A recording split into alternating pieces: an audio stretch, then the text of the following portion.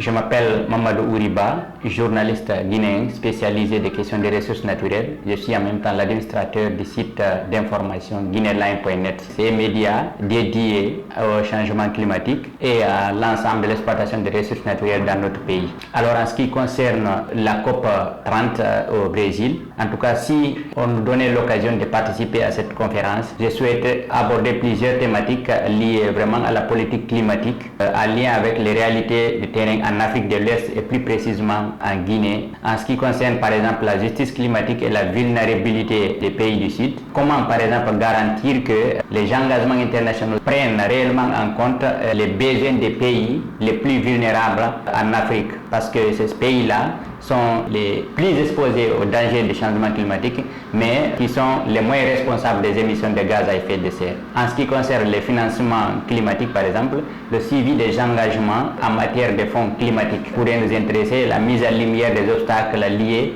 à l'accès au financement par les pays africains, par exemple, et les communautés locales. En ce qui concerne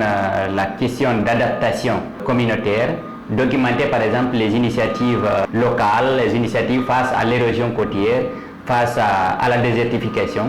ensuite face peut-être aussi à l'agriculture et à la santé. Maintenant, en ce qui concerne la transition juste, il faudra aussi, dans ce même carré, analyser la compatibilité entre les projets extractifs et les engagements de décarbonation, par exemple en République de Guinée, où il y a beaucoup de projets miniers, tout en portant la voix des communautés affectées par l'exploitation des ressources nécessaires à la transition, notamment la bauxite.